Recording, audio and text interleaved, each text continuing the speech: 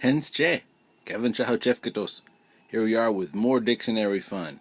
Back with our Dictionary of Creek Mvskoke by Martin and Malden.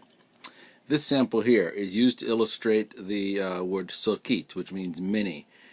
Here's the sentence. Chuko yekcha ofa sukit ashan rapit os. Chuko yekcha ofa sukit ashan rapit os. There are many in prison who hate me. That's the translation.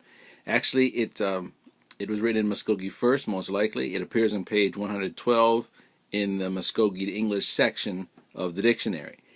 It's from a letter written in 1898 by a John R. Postoke to Anne Eliza Worcester Robertson.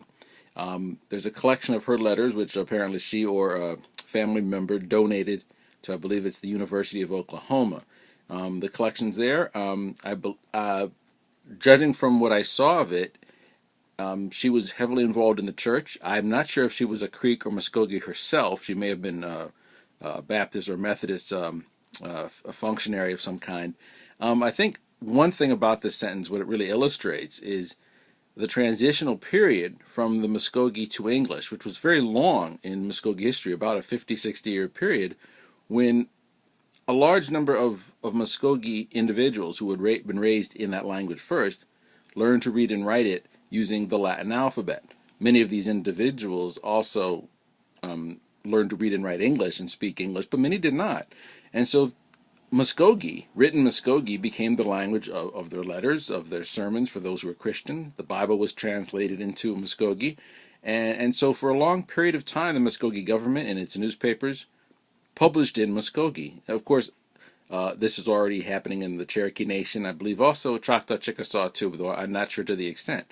In any case, it shows that the language of Mvskoke was on the way of becoming a national language. It was the national language of the Mvskoke Nation, and of course it was disbanded when the creation of the state of Oklahoma, but that's more than I want to get into at the moment. But in any case, I just want to share this one statement with y'all. It says, we review it, its meaning. Let's go back. Now you have chugo, which can mean house or building, and yeksha, which means strong house, that's jail. Ofa sudkit, sokit meaning many, achan rapitos. Achan rapitos is, of course, is the verb, hate. They hate, of course. Acha meaning me, first person. That prefix means I am the direct object. I'm the direct object of their hate. Achan rapitos. And so basically, chuka, yeksha, of course, is house, strong house or jail. Ofa sukit achan rapitos. I'm fascinated by this statement. I wonder what Mr. Postoke had done to make these people hate him, and of course also to send them to prison.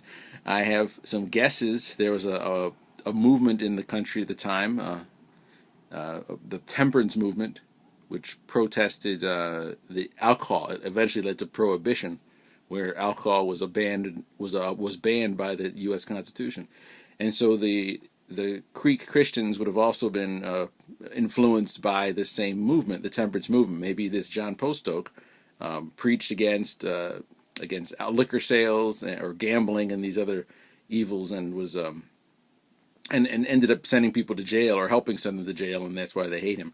It's an interesting thing to write about. I mean, perhaps he's boasting. I don't know if it's the wisest thing to say, but it was from a private letter, so perhaps it's to someone who we trust, Mrs. Robertson. So here we go. Our statement today is Chuko yaksha ofa sulkit achan rapitos. I hope I did it well. Until next time, chihichatlis.